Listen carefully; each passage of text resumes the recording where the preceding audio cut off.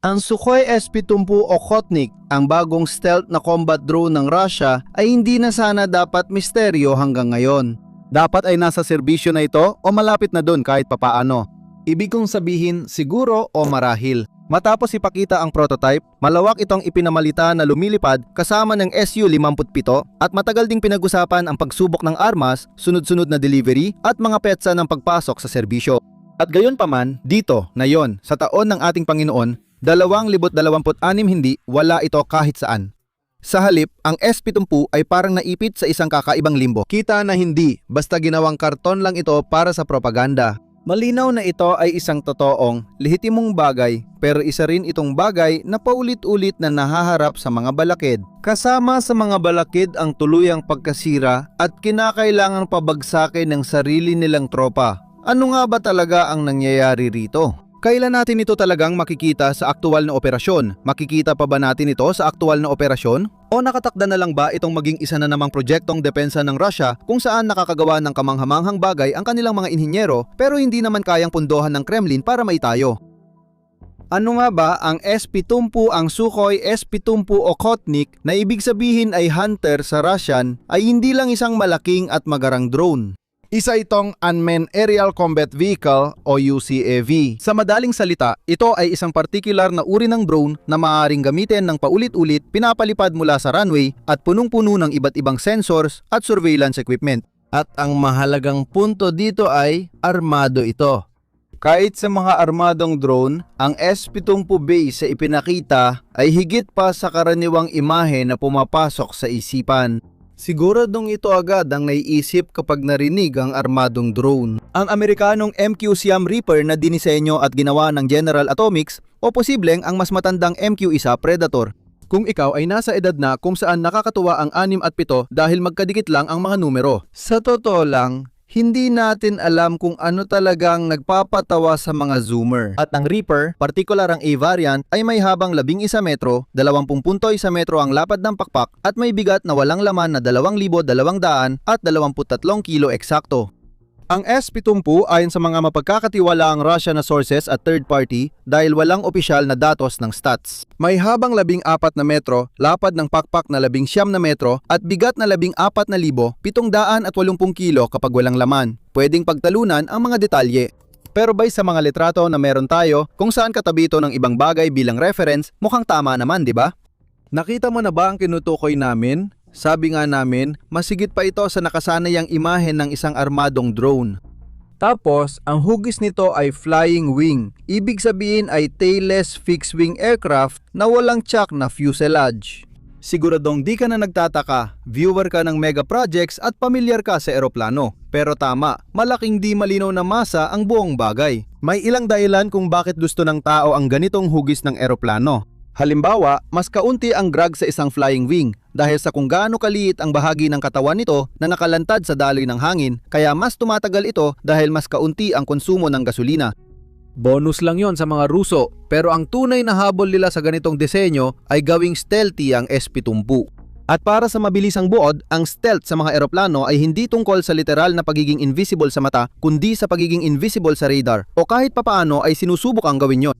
Dahil ang radar ay gumagana sa pamamagitan ng pagpapakawala ng mga radio waves sa himpapawid, hinihintay na tumalbog ito sa isang bagay at saka ito muling tatanggapin kapag bumalik na. At dahil alam na ang bilis ng mga wave, malalaman mo kung gaano kalayo ang bagay base sa tagal ng pagbabalik nito. Sa karaniwang eroplano, maraming pwedeng tamaan tulad ng buntot, mga pylon ng sandata at iba pang bahagi. Ang isang flying wing sa pagtanggal ng mga nakausling bahagi ay nababawasan ang mga bagay na pwedeng pagtalbugan ng mga radio wave, kaya nababawasan din ang posibilidad na matukoy ito ng radar o ang tinatawag nilang radar cross-section sa industriya.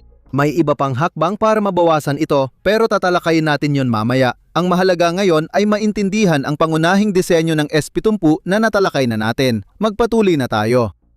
Ang mahabang paglalakbay ng Russia patungo sa isang tunay na combat drone.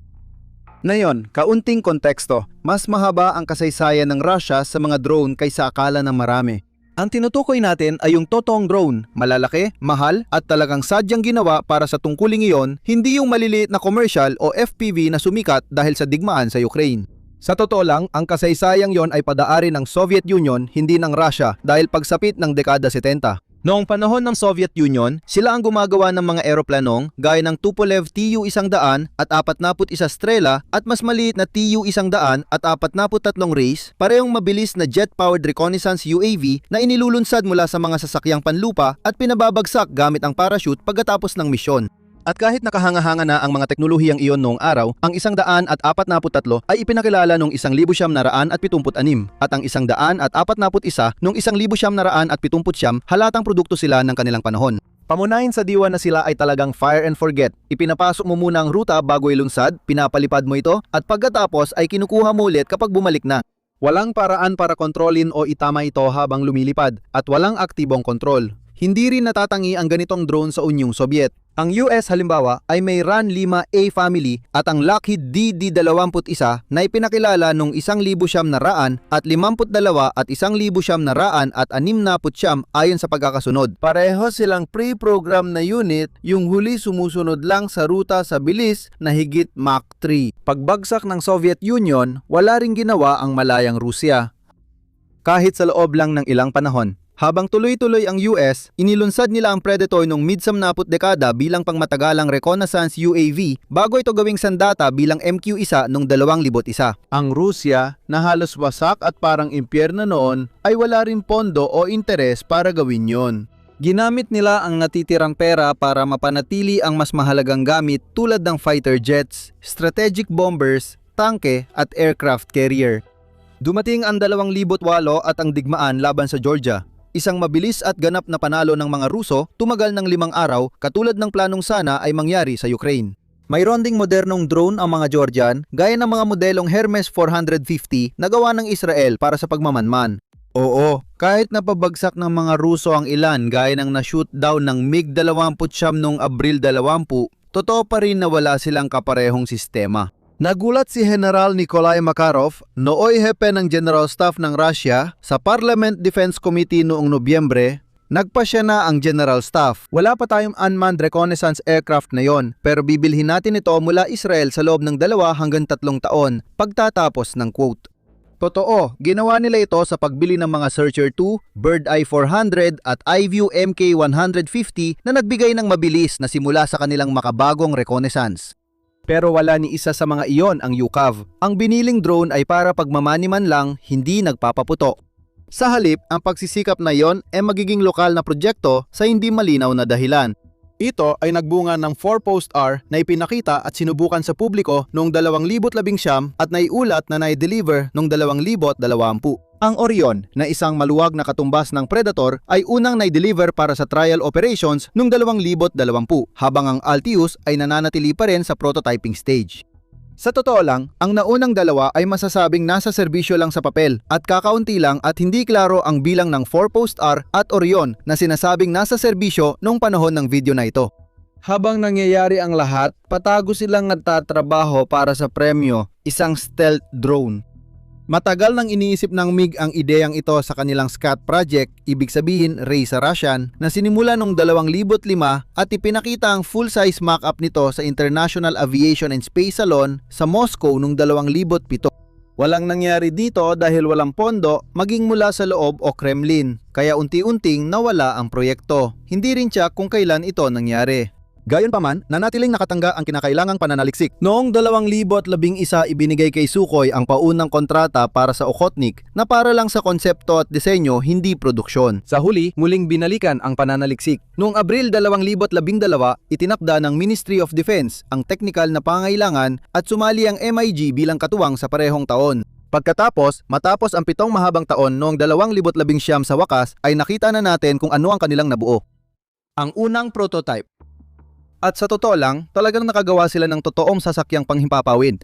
Maaring mukhang napakababa ng pamantayan na itinakda natin at totoo nga, napakababa talaga ng pamantayan na yon. Ito ay isang programang panghimpapawid ng Russia na pinag-usapan natin, kaya sa totoo lang, nakakagulat na sorpresa na umabot pa ito sa ganitong yugto.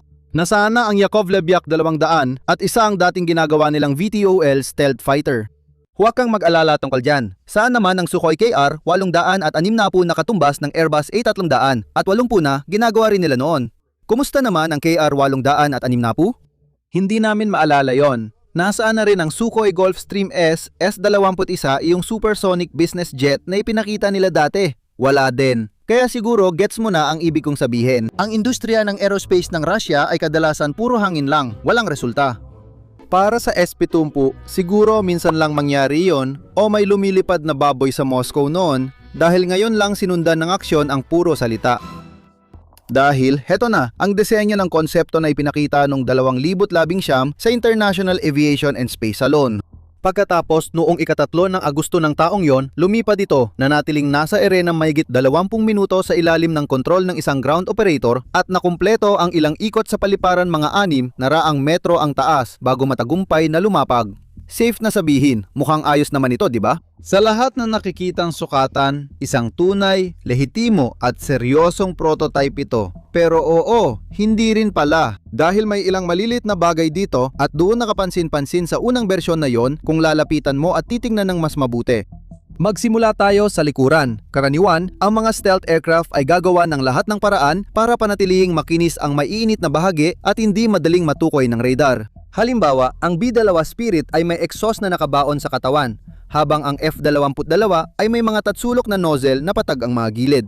At ang prototype na SP-10 napakalaking lumang bilog na nakausli ng mga bahagi na hindi talaga maganda.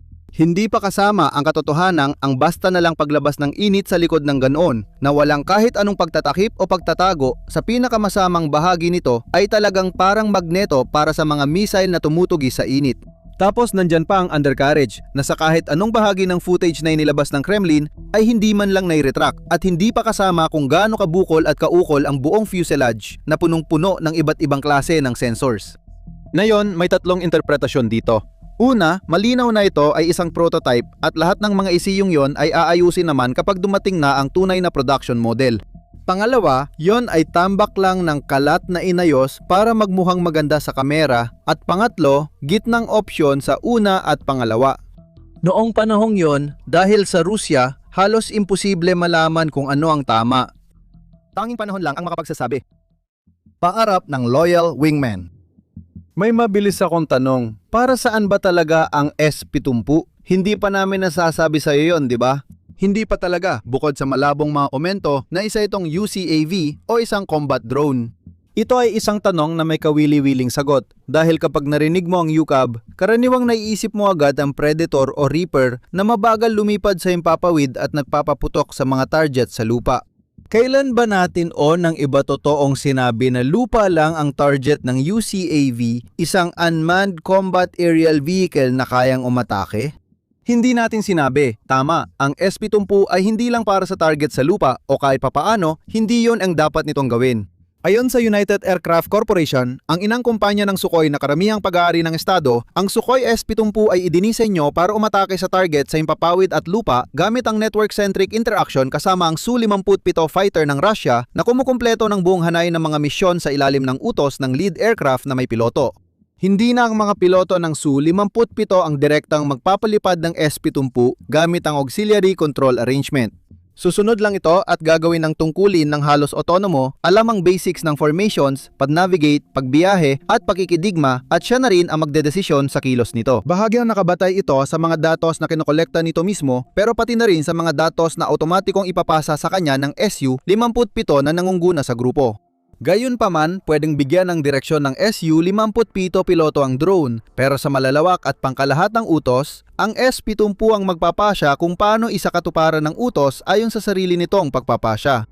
Pinag-uusapan natin ay lumipad, maghanap, magbantay, at pumatay. Malalawak talaga ang utos, at kung advance ito, totoo naman. At hindi lang Russia ang sumusubok ng ganitong ideya. Halimbawa, ang Boeing sa Australia ay kasalukuyang gumagawa ng MQ-28 Ghostbat habang tayo ay nag-uusap. May GJ-11 na ang Sina simula 2025, ngunit hindi pa rin tiyak ang tunay nitong kakayahan. At ang US ay inilipat na ang kanilang Collaborative Combat Aircraft Program sa mga kontrata sa produksyon para sa Increment 1 kasama ang General Atomics FQ-42 at Anduril FQ-44 na parehong napili. Kaya maganda ba ang SP-10 para sa ganitong papel? Sa totoo lang, mahirap sabihin dahil halos lahat ng impormasyong kailangan para masagot ang tanong ay galing sa Russian Ministry of Defense. At baka magulat kayo, pero hindi sila talaga patas at walang kinikilingan pagdating sa pagbibigay ng impormasyon. Alam nating sabay na lumipad ang Su-57 at S-70 noong Setyembre 27, 2019 gaya ng nakikita sa screen. Wala talaga tayong alam kung gaano ka-independent ang S-70. Sabi ng Russia, ito raw ay lumipad ng mahigit 30 minuto. Lumilipad ito sa automated mode at sinubukan nilang gamitin ito para palawakin ang saklaw ng radar ng Su-57 sa pagpapalipad nito ng mas malayo. Sigurado ba tayong nangyari talaga yon? Hindi gaano, kasi galing lang sa Russian MOD ang detalye. Tulad ng sabi natin, hindi sila mapagkakatiwalaan. Ang makukumpirma namin ay may iba pang pagsubok dahil may isa pa kaming nalaman nang hindi sinasadya matapos ang trahedya. Naganap ito noong 5 Oktubre 2024 sa Konstantinivka, isang lungsod na hawak ng Ukraine, mga 15 kilometro sa likod ng linya ng labanan. Sa video mula sa lupa, makikita ang dalawang eroplano sa langit. Ang sumusunod na eroplano na karaniwang tinutukoy bilang Su-57 ay napaputok ng misil sa S-70 mula sa likuran. Mabilis itong napabagsak at pinaikot pababa sa lupa habang umaalingasaw ang usok. Hindi inamin ng Rusya ang insidente. Para sa mga pihikan na ipinagmamalaki naming kabilang kami, tandaan na pinatutunayan din ng insidenteng ito na ang Su-57 ay nag-operate sa ibabaw ng Ukraine at nakakuha ng air-to-air kill kahit na hindi direkta. Balik tayo sa pinag-uusapan, wala talaga tayong idea kung bakit nandoon ang S-70 kung gusto talaga nating makasiguro. Pero ang pangunahing paliwanag, ayon sa October 2024 intelligence update ng British Ministry of Defense at based na rin sa simpleng lohika, ay isa itong uri ng limitadong pagsubok sa labanan. Bakit mo dadalhin ang bagong kagamitan malapit sa frontlines kung hindi para subukan sa totoong labanan? Kailangan mo talagang maging tanga para ilagay yun doon. Kung di mo naman susubukan at sira na ang budget ng mga Ruso, hindi sila bobo. Malaking pagkakaiba yon. May isa pa akong sasabihin. Dahil pinabagsak ito sa likod ng mga linya ng labanan, kahit anong gawin ng Russian Air Force, ibig sabihin, nakuha natin ang isa, di ba? At grabe, ang dami naming natutunan mula sa wreck na yon tungkol sa kung ano talaga ang nangyayari sa S-70. Ang alam natin, ang unang revelasyon ay bumagsak ang S-74 unit base sa narecover na wreckage at armado ito na nagpapatibay sa hinala nating limitado lang ang combat trial. Partikular, isang UMPB DD-30SM ang natagpuan sa mga labi ng wreckage. Isang medyo bagong Russian precision-guided glide bomb at tunay na smart munition din ito. Hindi lang ito basta nag-a-adjust at tumutok, kaya rin itong kusang itama ang sarili papunta sa target. Patungo sa nakaprogram na target habang nasa ere gamit ang inertial at satellite guidance, autopilot at aerodynamic control surfaces. Mas komplikado ang pangalawang revelasyon. Oo, stealth shape ang S-70 pero ayon sa narecover sa Ukraine, mahirap itong tawaging tunay na stealth aircraft. Ipinapakita ng mga labi ang mga fastener, bigla ang dugtong ng panel, halo-halong metal at composite, nakalitaw na butas at leading edges na kahit matapos bumagsak ay walang malinaw na ebidensya ng pagproseso gaya ng sa stealth aircraft. Sa madaling sabi, tungkol dyan, dahil hindi namin ito na ipaliwanag sa mabilisang talakayan tungkol sa stealth, dahil ang stealth ay tungkol sa hindi pagbabalik ng radar signature. Pwede ka rin gumawa ng mga ibabaw at takpan ng carbon fiber o ibang materyales. Sinisipsip ng mga iyon ang radio waves kaya hindi na bumabalik sa pinagmulan at nagiging mas mahirap makita ang eroplano sa radar. Ang palagay namin ay isa ito sa mga prototype, isang makinang ginawa una sa lahat para patunayan ang pangunahing aerodynamic na anyo ng disenyo, ang mga pangunahing sistema sa loob at ang integrasyon ng mga armas. Hindi ito yung bawat linya ay pinakinis at inayos hanggang napakaliit na sukat at bawat ibabaw ay pinahiran ng classified na material para lumihit ang radar return hanggat maaari. Pero hindi ibig sabihin nun na madaling makita ito sa radar. Ang flying wing na disenyo ay nakakaiwas sa maraming matutulis na gilid na madaling makita ng radar habang ang pagtatago ng compressor face ay nagpapababa rin ng radar reflection. Kaya kung ikukumpara sa karaniwang eroplano na kapareho ng laki tulad ng Su-35 na kaya nating ipakita ang larawan sa screen, mas mahirap talaga itong matukoy. Ang tanong ngayon ay kung plano pa ba ng Rusya na himayin ng mas mabusisi ang mga susunod na unit pagdating sa stealth o ito na lang talaga ang meron tayo? Tungkol sa tanong na yan, hindi talaga natin alam. May ilang bagay din na dapat linawin tungkol sa pagiging stealth nito. Ang mga rivet na nakikita ay hindi ibig sabihin na hindi ito stealthy. Tingnan mo na lang itong F-22, itong F-35 at itong J-20. Ang lahat ng ito ay tunay na stealthy na makina at may ilang nakikitang rivet sa huling pagkakagawa.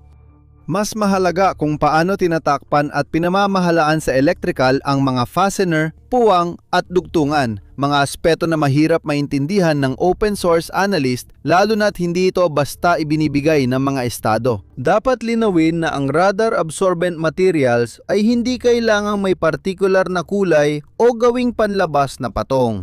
Pwedeng ilagay ang mga ito sa seal, unahang gilid o lining ng DAP o isama sa composite material bilang laminate. Napag-usapan na ang composite, na yan naman ang carbon fiber. Naniniwala kami na ang SS-70 na pinabagsak sa Ukraine ay may ilan nito sa pagkakagawa nito na makikita sa larawang ito. Pero pakitandaan na may pag-aalinlangan kami sa sinasabi namin dahil hindi talaga malinaw ang larawan kaya bukas kami sa posibilidad na mali kami tungkol dito. May ilang punto sa carbon fiber, hindi ito agad sumisipsip ng radar gaya na sinasabi minsan. Pwede naman, pero nakadepende ito sa direksyon ng hibla, kapal, frequency at iba pang mga siyentipikong bagay. Kung hindi natin alam ang eksaktong komposisyon, hindi rin natin masasabing ang carbon fiber sa SS-70 na ito, kung ginamit man talaga, ay isinama para sa stealth. Dahil ang carbon fiber ay isang matibay at magaan na materyales, maaaring ginamit lang nila ito para makabawas ng bigat at hindi talaga sinadya na gawing pang-absorb ng radar. Napansin din ng intelihensya ng Ukraine ang isang napaka-interesanteng bagay tungkol sa mga panloob na bahagi na nakuha mula sa bumagsak na sasakyan. 30 sa mga ito ay gawa sa ibang bansa. Lahat ito ay mga bahaging electrical, kabilang ang transceiver at motor driver chips mula Maxim Integrated Products US, microcircuit mula Linear Technology Corporation US, at transistor mula Infineon Technologies, Germany. Hindi naman talaga ito dapat ikagulat. Alam natin na ang T-14 armata supertanke ng Russia na mahigit isang dekada nang naipit sa development ay sobrang umaasa sa imported na bahagi. Ang pagkahinto ng mga ito isa sa malalaking dahilan ng matagal na pagkaantala ng proyekto. Di natin alam kung patuloy pa bang lihim na gumagana ang Western supply line na parang black market o kung nahanap na ng Russia ang alternatibong supply ng mga bahaging ito gawa sa loob ng bansa o mas malamang mula sa China. Parehong posible. Mas pinaniniwalaan nating prototype na unit ang S-70 na pinabagsak sa Ukraine. Hindi dapat basta sabihin na ang mga kumpanyang mahilig magsampa ng kaso ay sadyang o di sinasadyang nakikilahok sa pakikipagkalakal sa Russia na umiiwas sa mga sanksyon kung walang matibay na ebidensya.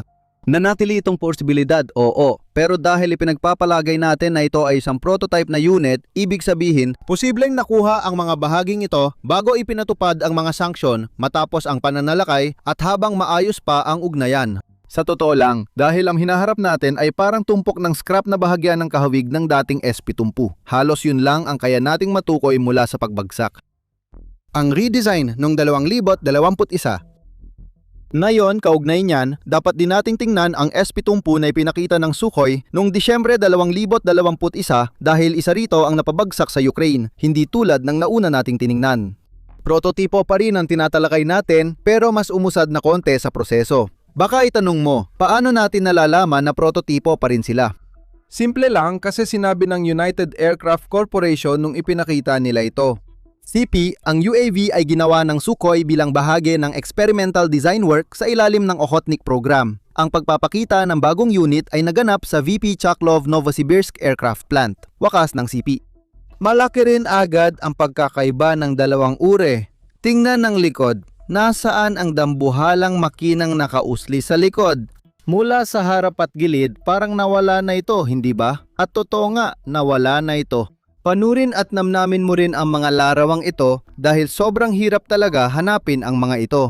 Malaki ang implikasyon nito dahil kahit na ipaliwanag namin kung bakit hindi maganda sa stealth ang makinang nakausli, hindi pa namin eksaktong naipapaliwanag kung paano nasosolusyunan ng paglubog ng makina ang issue.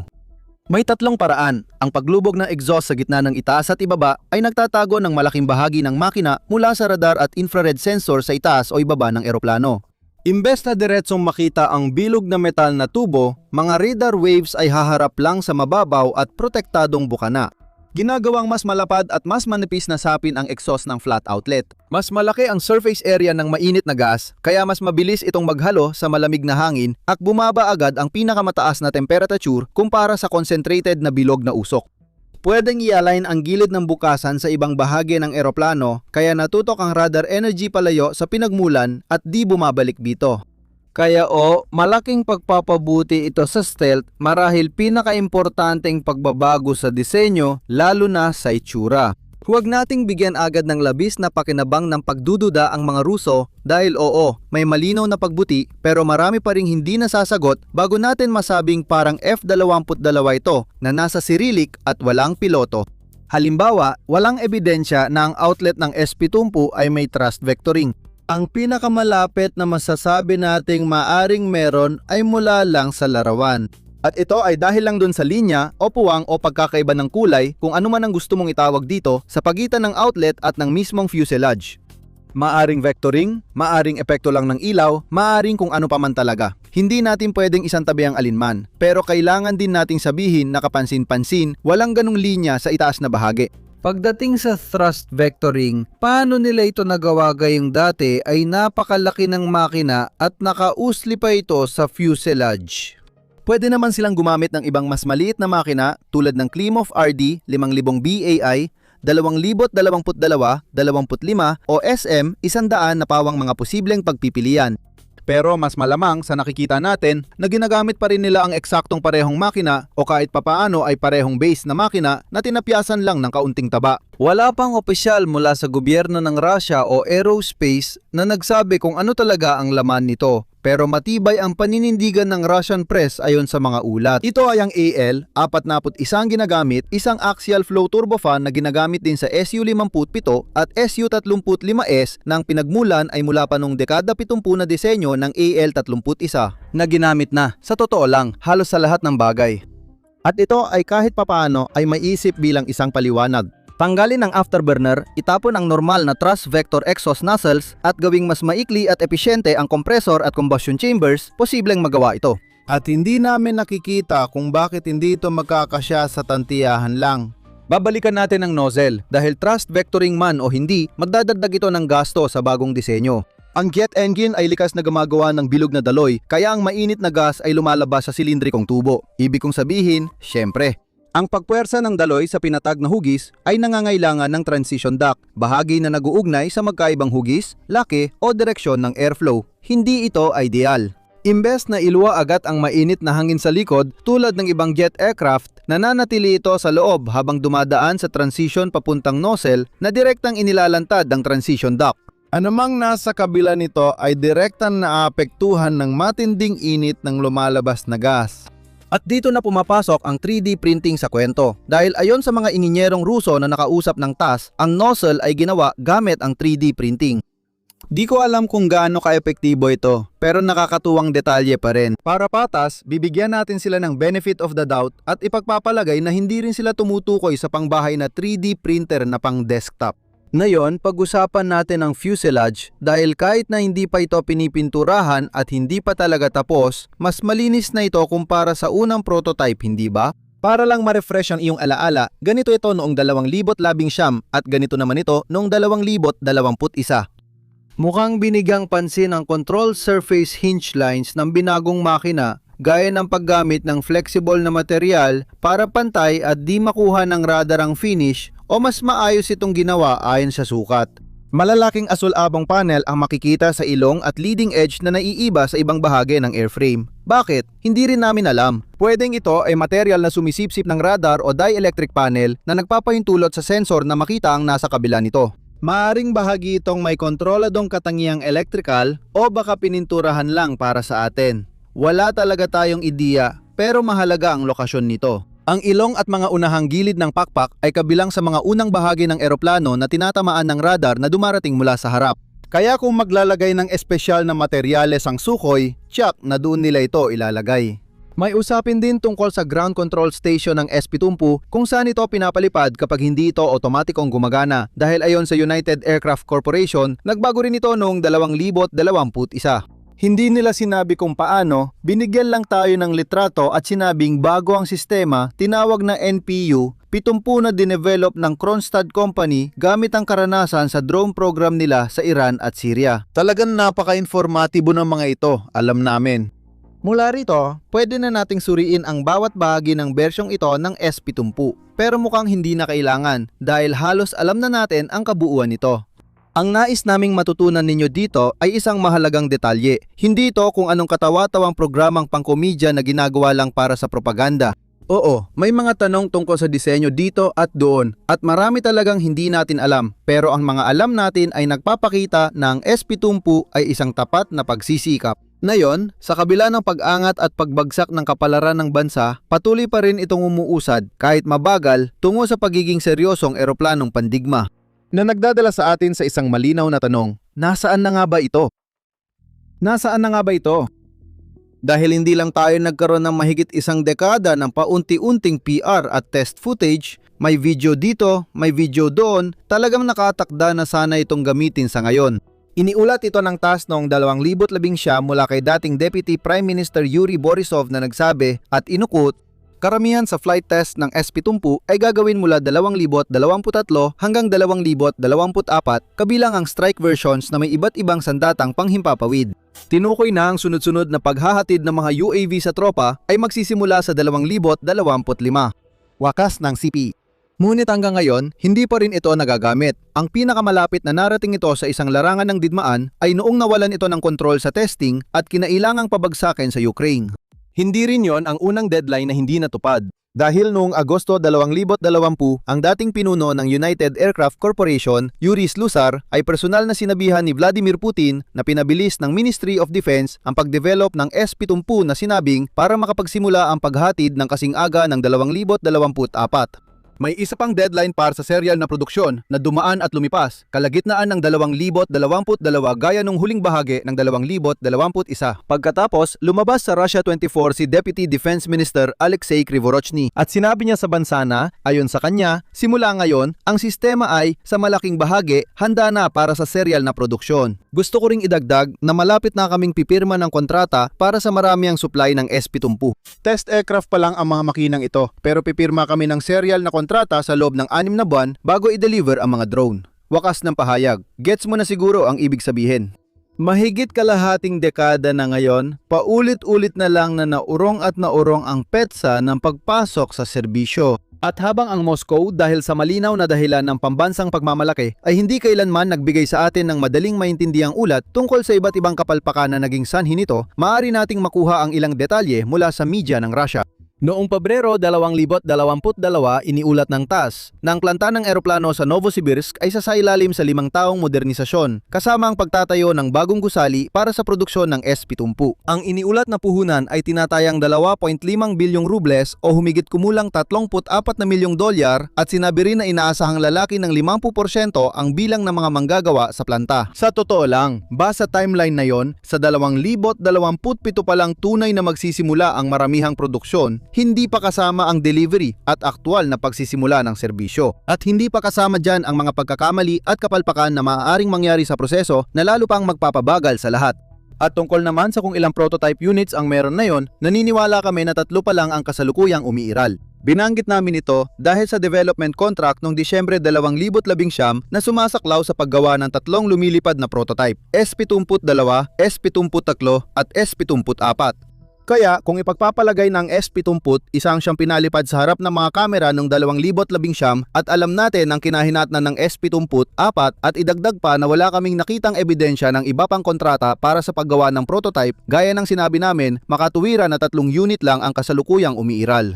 Ayon din sa kontrata, ang State Joint Test, anuman yon, ay magsisimula sa Enero 1, 2023 at matatapos sa Setyembre 30, 2025 na may takdang petsa para tapusin ang disenyo ng production standard sa ika-30 ng Oktubre. Sa totoo lang, ang pagkawala ng S-74 ay tumutugma sa timeline dahil napabagsak ito noong Oktubre 2024.